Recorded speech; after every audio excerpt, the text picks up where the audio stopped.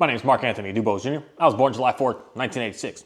So thank you for tuning in somewhere different than I make my usual videos. I was just busy today, and I kind of want to just say what I want to say today based on things that I've been witnessing, something I just saw.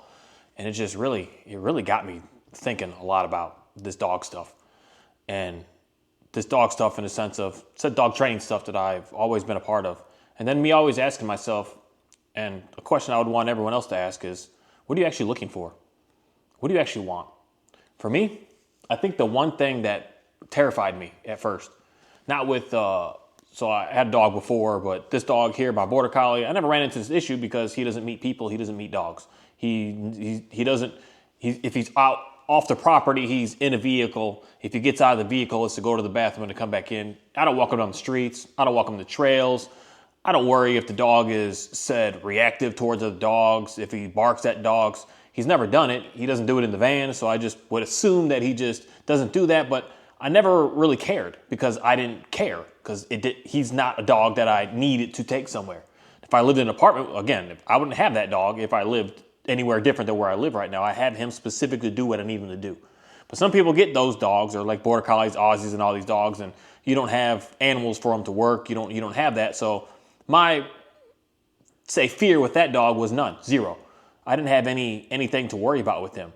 My worry started to come in when I started to go to, like, say, dog training school, and I started realizing but I started to take my dogs more places, different places. At the dog training school, the dog Kahi, this dog here, hi Johnny. This dog here, he danced around a little bit on the leash, but in the school, we get that to stop really fast. And the way I was getting it to stop, I thought we were good to go because he just wasn't doing it anymore.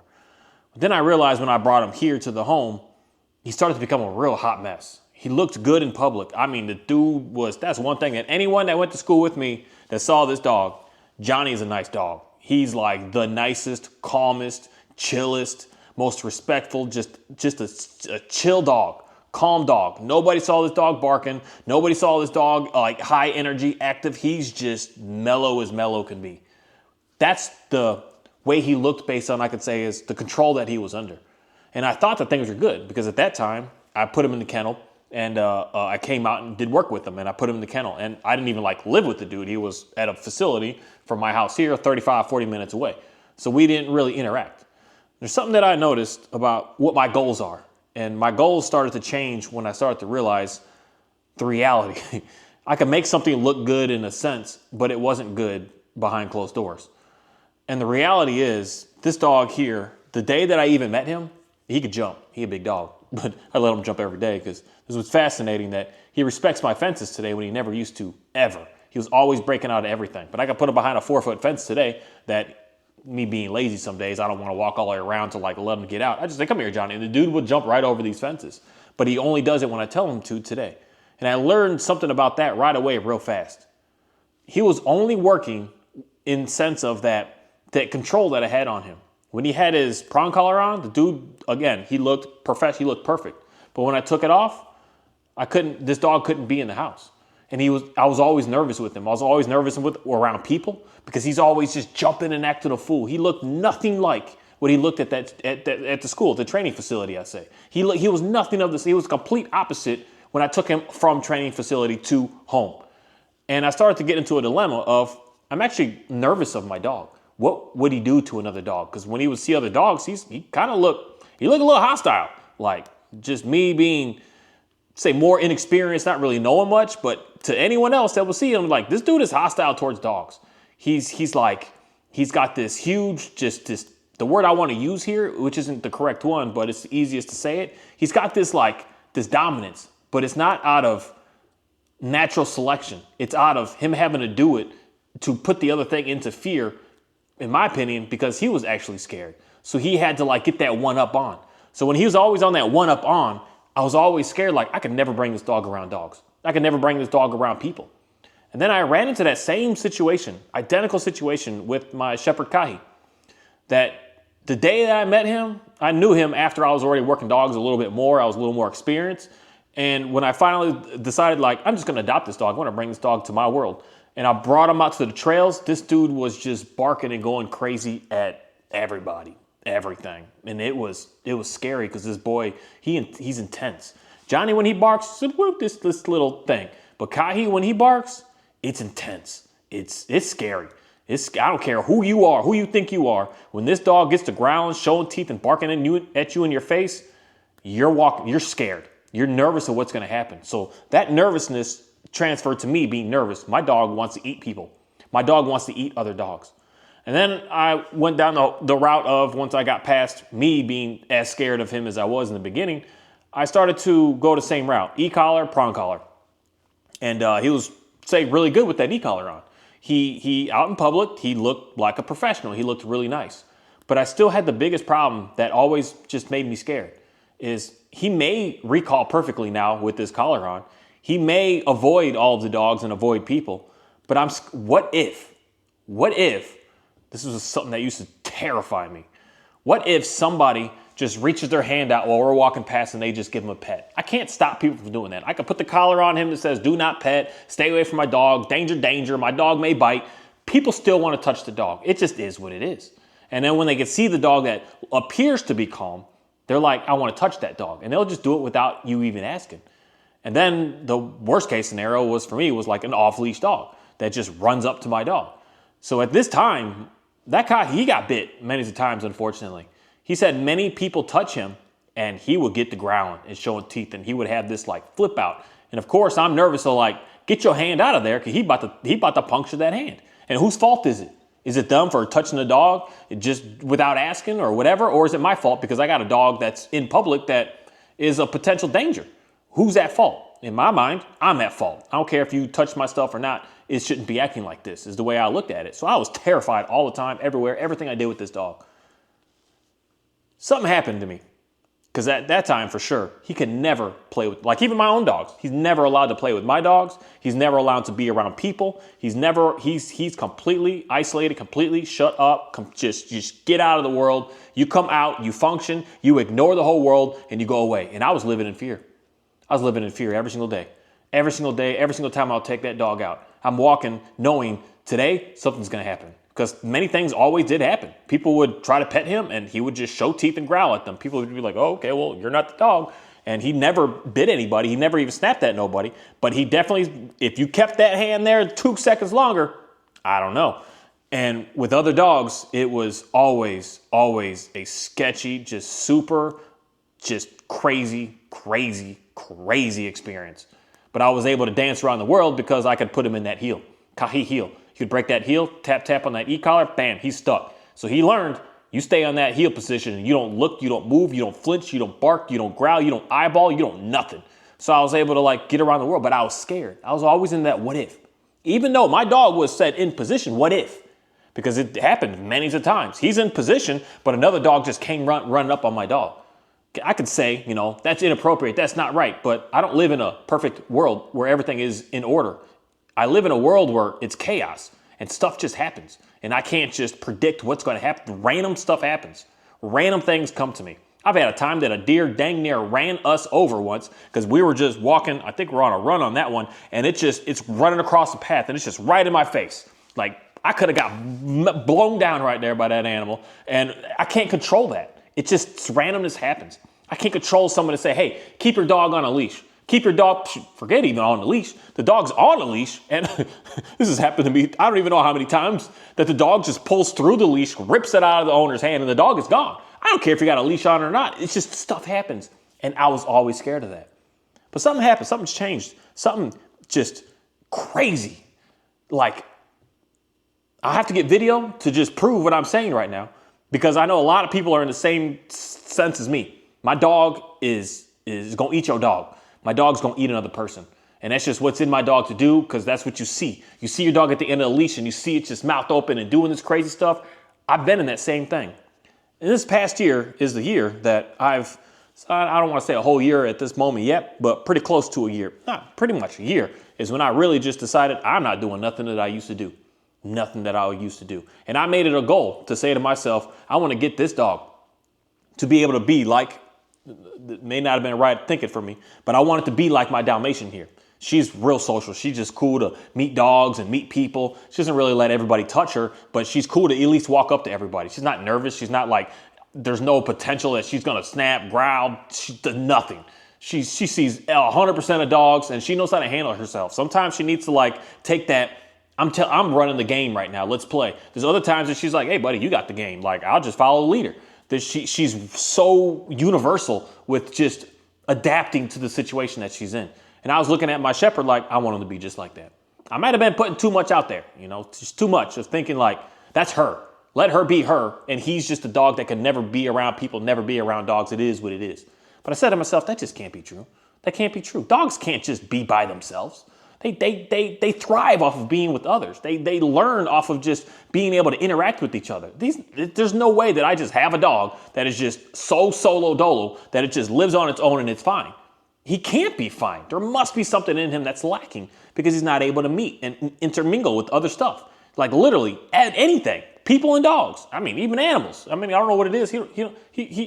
I think the thing that he doesn't chase is because it was beat in him so much before I even got to do. Many trainers have already trained this dog before I got to him, that it was just beat in him. You don't do that. Because at the school we had like, we can't chase the lizards, we can't chase the squirrels, we can't chase. We put that in the dogs hardcore right away. You are not allowed to chase. And it's stuck in him. He plays a little bit today where I'll get the flirt pole, let him run. He gets a little like, hey, I could do this. It's okay. Now I'm talking, I've had the dog like 3.5 years at this moment. So we're finally getting somewhere. But this past year, I changed everything. I took the e-collar off. I put the leash right back on him, and we just went to walking. This past couple of weeks, I've been noticing something significantly different. Because this dog here, he's already like got out of that whole, I want to fight and be tough. And he's actually plays with my Pyrenees now and plays with the Dalmatian. This dog's never played with anything before. That's one thing that my dogs just never done. And I think I've said this in many videos, but my dogs just never played. They're always just, it's so tense. So as soon as they get into like a play bow to like, let's run, it just turns to chaos instantly. Like they're just bickering, they're growling, it's not like a fun growl. It's not like a fun, it's hostile. It would get hostile. But they're all just starting to just play, chill, hang out. And the biggest thing I've noticed is with my shepherd. This is the first time that I've just went to what I want to say is something equivalent to what a dog park is. There's just dogs running. They're just free. It wasn't a dog park, but we just it is technically a place that's supposed to be leashed, but we all don't follow the rules all the time. I did have my dogs on a leash at the beginning, but then I just saw the dogs running around. I was just like, I'd rather my dog meet another dog off leash anyway, so I don't want them to really be on leash. And I saw something just absolutely incredible that I let go of. The main things I want to say is, especially the obedience and the you better or else's with this dog. I just go for a walk. When I see that he got super excited, I just put him back on the leash and just walk and be calm. When I see him getting to dancing around people and dogs, I would just wait. I would just pull to the side, sit there, be calm. Just let him get through it. Let him stare at it. I mean, this is the thing today. Probably every video of mine, you ever see that dog, he's always, because if there's someone around, he is staring. That's just what's in him. He's just like, he can't get off it. The last video, I was talking about that person. There was a person on the boat behind us. This dude's eyes was just locked on that dude, just floating on the water. He just stares at it. But me, before, I used to, if he stared at it, heck no, get over here, heel, or down, or something. It was something that I put in there. And I never allowed him to just like get through it. No, step, look away. And I noticed when I stopped doing that, this dog is not starting to play with other dogs. This dog is now starting to go up to people and let them pet him, literally, in any way at this moment today. I just was talking to a lady the other day, and he just walks right up to her. He just looks at her. He's like, what's up? How you doing? And she just was petting the dude like it was her dog. And he was like, I like this. This is cool. I've never seen the dog do that before. I've never seen the dog be able to allow another dog come up to him. And some dogs came up to him, I'll say a little hostile. I always said it in my mind that he was hostile, but I think that he was hostile because he had to be on top of. So he's replicating me. I'm on top of him, so he's like, I need to be on top of everything else. When I let all that go, he now is what I want to say the same way that Ophi is, my Dalmatian. In a way that he knows how to be able to take the role of I'm the leader if he needs to. And he knows that some dogs are just what they are. They're just pushy. And he knows to just, you go be pushy, man. Listen, you got it. Your rules are your rules on this game right now. And he just stops. He just can play. He can interact. He can sniff. He can allow his dogs to sniff him. He can be in the said social setting that when I first got this dog, I said, there's no way. No, this isn't the dog for this. And I know a lot of people think that. My dog could never. Because I thought that. I don't want to say I believe that. That's not even a word. I knew for a fact this dog will never, ever be able to interact with people or dogs based on what I was seeing from him over and over and over again. It's not like just one time I put him around people and I was like, oh no, I'm scared. No, it was every single day. Seeing this guy, what he would do, I was terrified of what could happen. And that's why for him, in reality, his rules were way more strict because of me being scared. His obedience was way more strict because when people see this dog, I could put on a good show with that dog before. Like, it was perfect. This boy, he could be 100 yards out and he could be sprinting back to me because I recalled him. I could tell him to down. He would drop down. He'd go to a sit. He'd go to a stand. He does all that stuff that we see on the YouTube of all these dogs doing these tricks. He's good. He was good. Like I said, sitting, this dude was down. This dude down. This dude was down. I say roll over. This dude's rolling over. Like everything, this dog was just precise. Like what do you call them? The Delta. Those hidden military members that are doing stuff on the side that aren't even part of the military anymore, really. Like just the elite of the elite. He was good, but I had to have him that way, or I thought, to be able to have him in public because I was scared of what he would do. I let all that go, and I realized my dog there's nothing wrong with him.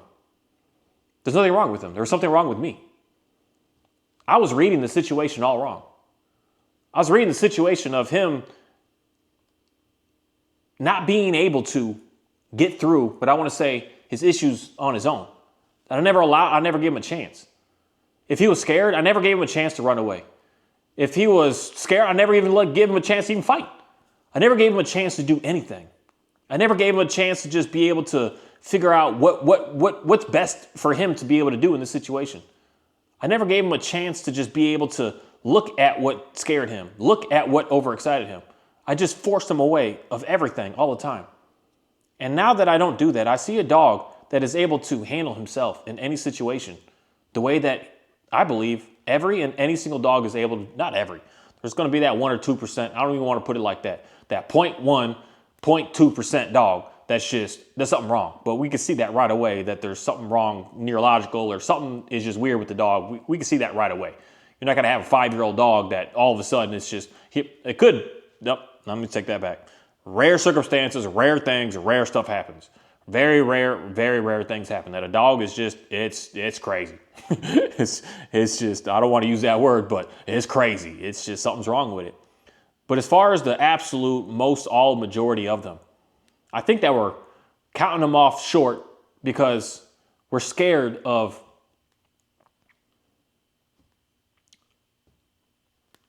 I don't want to say what it would do, but we're scared because we don't know. And when we don't know, you're going to do everything to not have to put yourself in a situation to know. And that's where I see that a lot of like dog training stuff doesn't solve the actual problem. It just masks the issues. It's all it's done for all of my dogs across the board that I've heavily worked a lot of you better or else. And if anyone says that's not what dog training represents, I don't think that you really have a good understanding of what you're doing with your dog right now. I don't care if you're only giving it treats. Only giving it treats, in my mind, is the easiest way to be able to see it. If you don't sit, you don't get the treat. You better or else you don't get it. If you do it, you get it, or if you don't, or else you're not getting it. And then it's the same with the leash and the leash pressure. If you don't sit, then or else you're going to get leash pressure. You're going to get something from it. You're going to get, just the correction is the word they use. So if you don't do it, you're getting, or else something's going to happen to you. That's what I think messes a lot of these dogs up psychologically. And this is what I believe for us as humans messes us up even more in reality. It makes it worse. We're living in this or else stance. You better or else. As opposed to let's just do it. Let's make it happen. If it fails, it fails. If it doesn't work out, it doesn't work out. But in most cases, you're going to realize that the failure that you think is a failure is not something that's dangerous. I still have yet, I've worked one dog so far that put teeth on Another dog because people always ask me, like, my dog is dangerous. And I might be wrong for this, but I've always had dogs that are pretty mellow at this moment today. So I put them around that dog and I see what they're going to do with this dog that's not looking at your dog in a sense of I want to eat you as well. It's just neutral. So I put my dog around this dog. I've only had one dog so far that put teeth, didn't bite, but just pinned my little girl down, put her teeth on it, looked at her and said, okay, we're good, done. It didn't go past that. And I know there's the stories out there that dogs have killed dogs. I know there's all that out there for sure. But in reality, those are the stories that put you in fear that you need not to even pay attention to. The same way that a man has killed another man on this planet. Yes. So should you be scared of every man?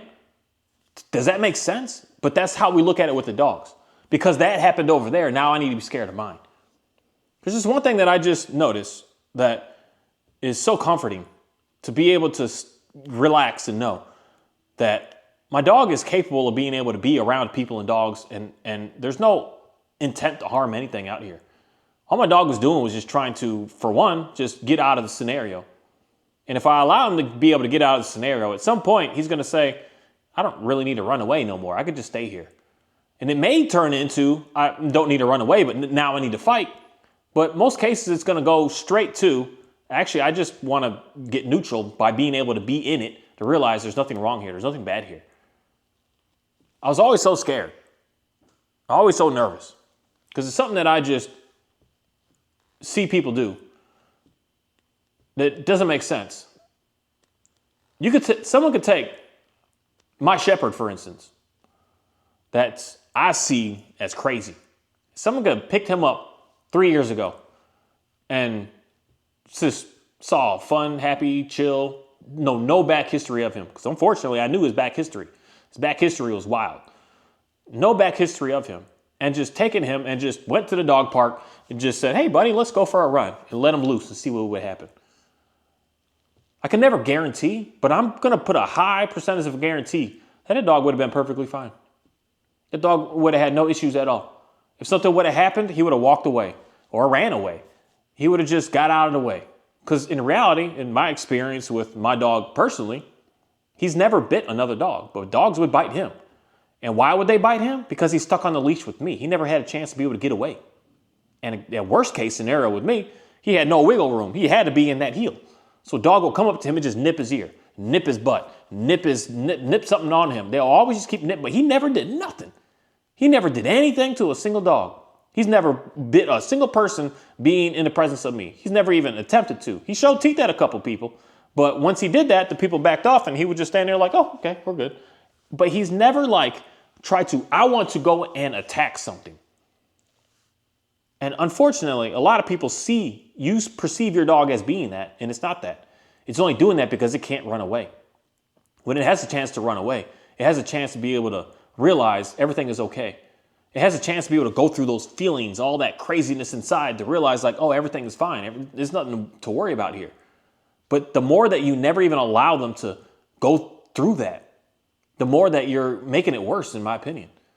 The dog is getting pushed and pushed and pushed down further and further, to the point that it has to snap instantly now because no one's listening to it. You're not allowing it to be able to deal with what's wrong with it, what's going on with it. I don't want to use the word wrong with it, but just what it's nervous and anxious about. You just push it off as there's nothing wrong with you. Sit there and shut up. That's language that, my goodness. Everyone my age knows this and older. Sit there and shut up. Be seen, but don't be heard. Nothing's wrong with you. What you crying about? All this language that at the end of the day is not the best. It has its place that it needs to be there. But for the most part, it's not the way to be able to get through what's going on with you, because every time that you have this big problem with a lot of guys in reality, because this is what the world puts on men. Shut up. You shouldn't be crying. There's nothing. You shouldn't be anxious. You shouldn't be nervous. It shouldn't be nothing. Like, shut up. Nobody cares. So you never get a chance to like really express what's going on with you. You just have to shut up. And the more that you just keep doing that, you're going to end up at some point, someday, just unfortunately having this explosion. That's where a lot of self-harm comes in. People just go straight towards that. They don't want to be here no more. Other people, they want to hurt other people to make them. So I hear this so much from like interviews and stuff I hear from people, that I want to make you feel how I feel. I feel so mad and angry and so sad inside. I want to make you feel that. So they'll do something to somebody to make them feel the way they feel. That's destructive. And that's what I see that these dogs do. They're feeling in a sense of just beat down, broken, and destroyed. So they want to make the other one feel that same way. And they're not actually able to get through those problems because no one is actually, the main thing is it's valid to be scared. It's valid to be nervous. It's valid to have fear. It's valid. It's okay. We can't just say that that's not okay.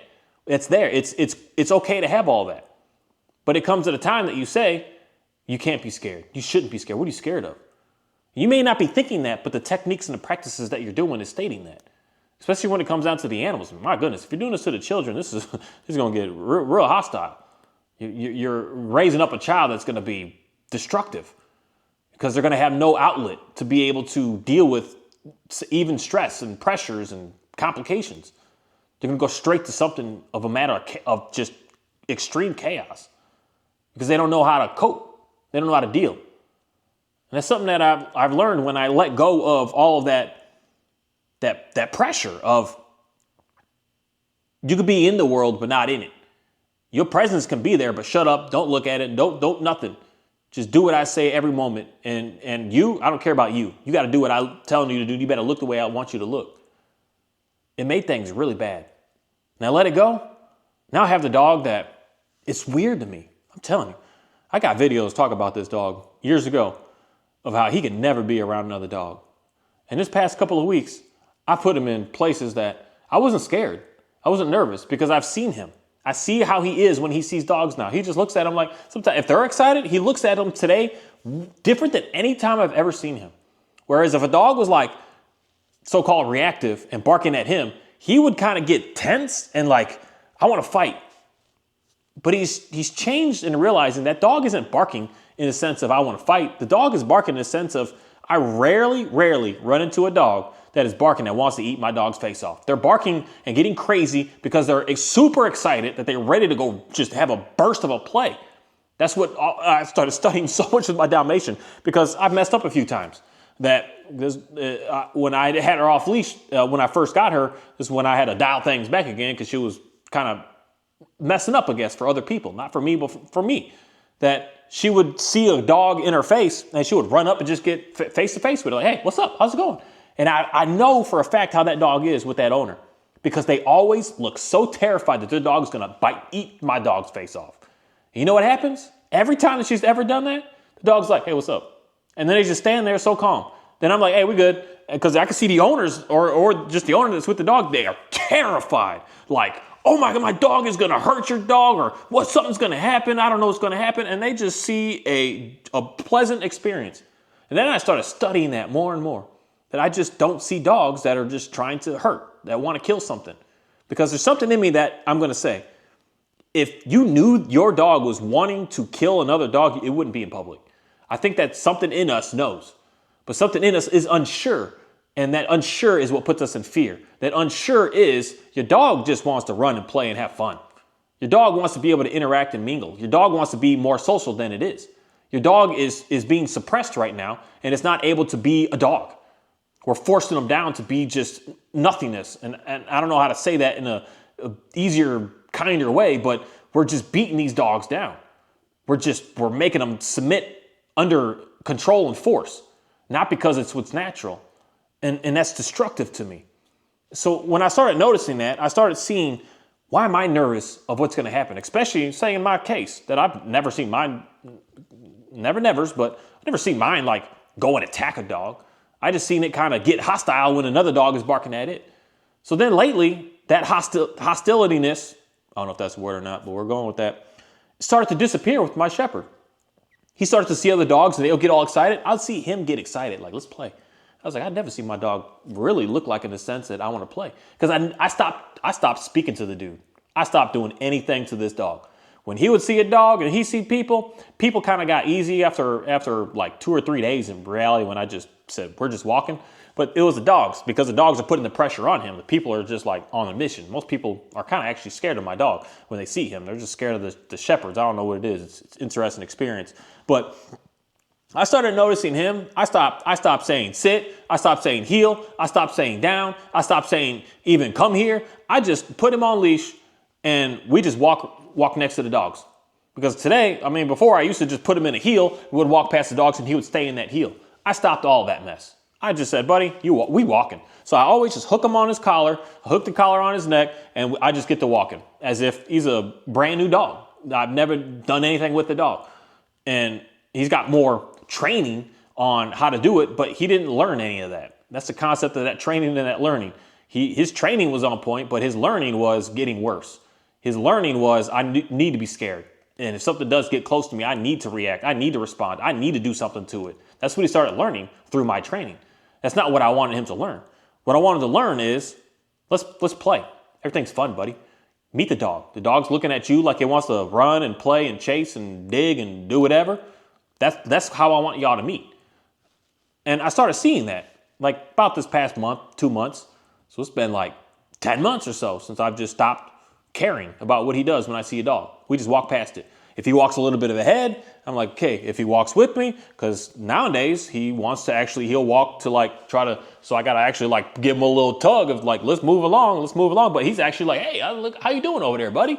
And when I started noticing that, I was like, it got me more confident that my dog in reality wants to do what they're supposed to do, is be more social.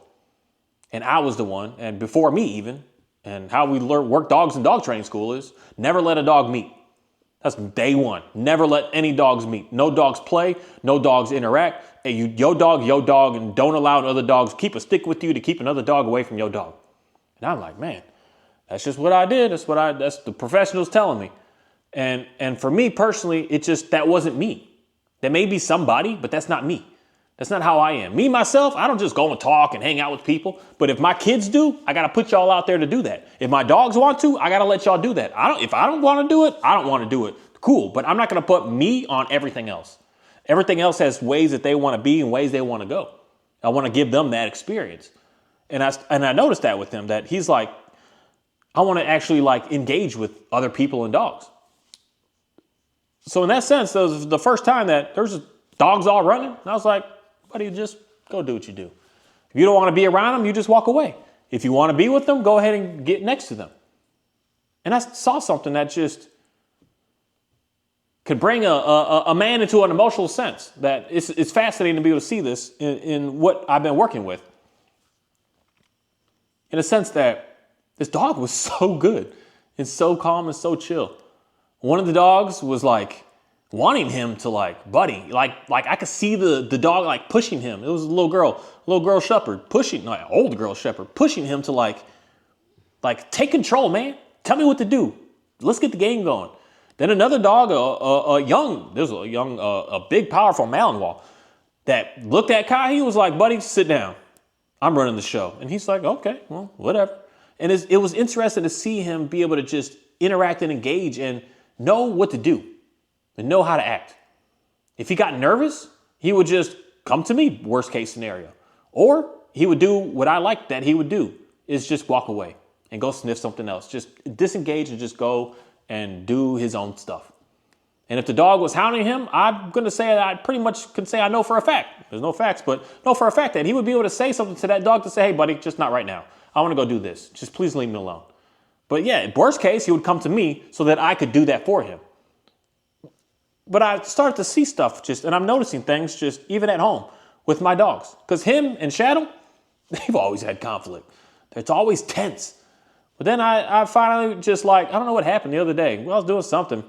And Shadow's just got this bark and growl to him he's protecting the lanes. That's what he does.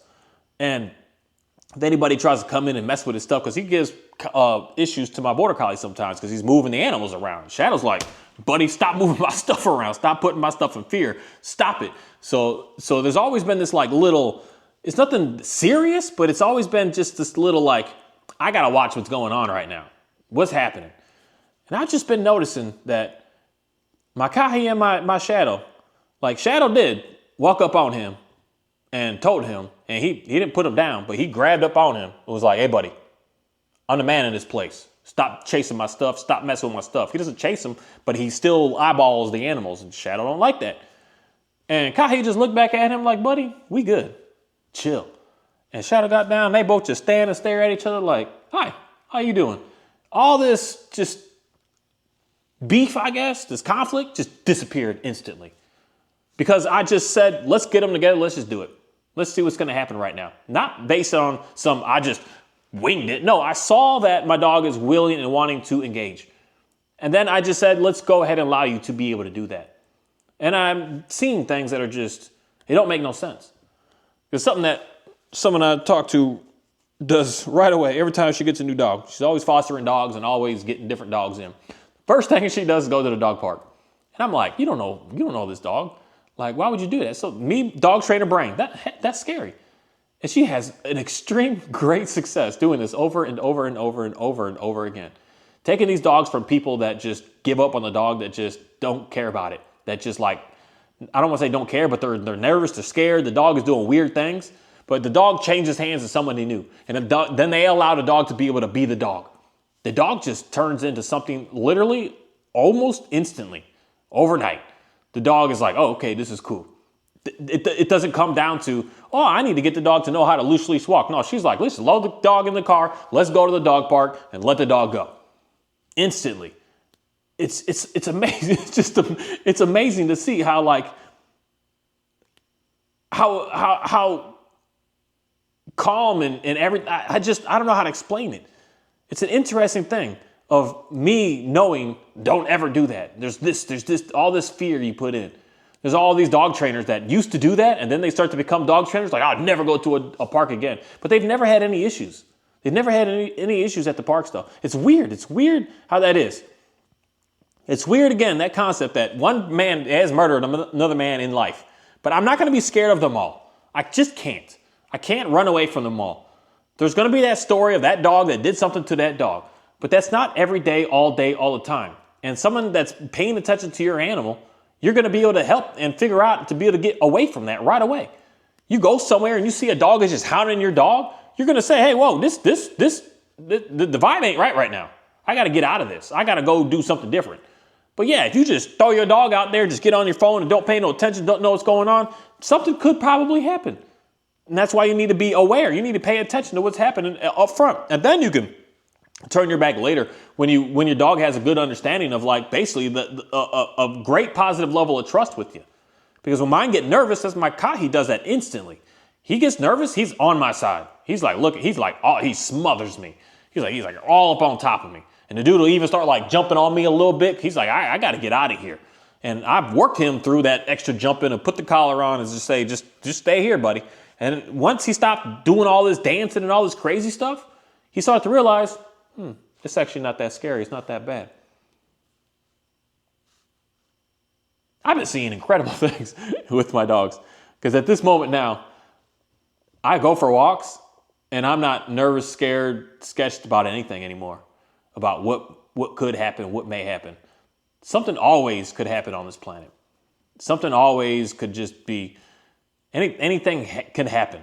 Someone could say, oh, you can never trust anything and there's always this. If you live that way, you're living a really just a scared life that you shouldn't be. Stuff always is going to happen. It always will. But you can't control everything to make sure that bad things don't happen. I don't care what kind of car you get that's got all these sensors in it. It's got all these gizmos and buttons and airbags. Someone's going to hit it. You're going to hit something. It always happens. It's going to happen. And nowadays, my goodness, can't even get on a plane anymore. It's not funny, but it is because people think that everything is so perfect. But stuff happens. And until you realize that stuff just happens and you just move on and live on and keep moving forward, that's the only thing that you need to worry about. You can't control every little aspect of everything. And that's what's being forced to us is this high level of fear. Your dog's going to get sick. Your dog's going to this. It's so funny to me. I'm going to say something messed up. But there's going to be a dog trainer that says your dog is going to get sick by going in the water with other dogs. But yet we swim in the lake. Make it make sense to me. We go to the oceans and go into the, I don't know, I guess the beach section and swim all the way up. How far?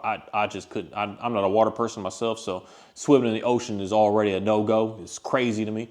But what do you think is in there? And what do you think, like, there's a place here, is it Zilker Park? Yeah, it's got the big Barton Springs. There's like thousands of people that are swimming in this thing, just shoulder to shoulder.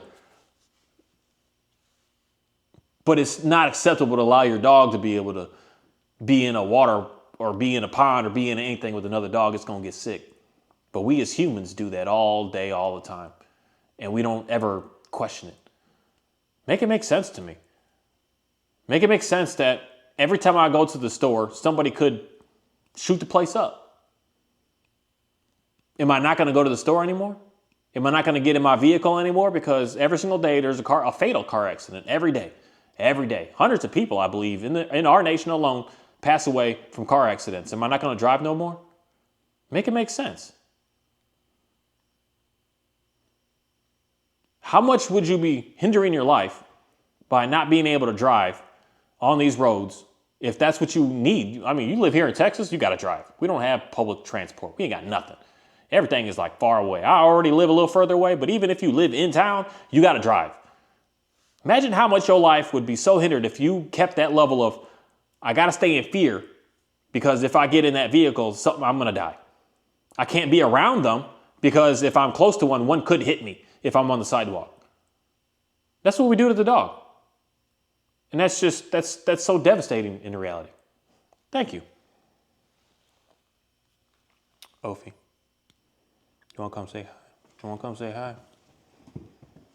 You ain't gonna get no snack off my dang tape. This is one thing about this dog. I want to make a whole video on, I want to make a whole video. Sorry, I'm going deep right now. On, come here. On things that you wish you could change with your dog. We all thought I got this stuff on like what we like about them. But what don't you like about your dog? I don't know why it's an interesting thing to just really think about, because if you don't really think about it, then you can't really work on it. If you're always just like, everything is so great, that's the one thing I will say. We got to always want to be positive, but there isn't only just positive, there is negative. There is. They both are there, and they're both there at the same time. Like right there, a positive. I said her name, and she's like, whoa, what's up? I don't know what it is, but in this house, she's like on 10 mode with always wanting to be close to me. But, and then she did that, but at the same time, she's constantly sniffing my coffee table here. She just got her nose. I just can't stand how much food, like anything food related, she's just like insane. Like I don't know what it is. If I could change one thing about this dog to turn her into being something much, much better, is let that food craze go. And it's a hard one because they got to eat. It's not like I could just fade it away. Like we can't chase rabbits in the live no more. I could just fade it away and get you to chase this over here. I can't do that because you got to eat. She doesn't have to chase a live rabbit, but she got to eat. I can't like give her fake food to like get her to not want to be on the real food. So it's it's an interesting situation that I just been thinking about these past couple of days. If I could change one thing about this dog, then she would just really transform her life, is to stop be searching for food for everything, everywhere. Because I've even tried it, giving her extra food. And someone will say, oh, your dog's skinny. She eats a lot of food, but she eats a lot of fresh, she eats chicken every day. She doesn't eat any kibble, anything. She eats raw food every day. Chicken and eggs. Chicken, eggs. She eats chicken and chicken. And that creates the dogs to already be thin as is. I can give her 5 pounds a day, and she always looks how she looks. I can give her every other feedings a day, and she still looks the same way she looks.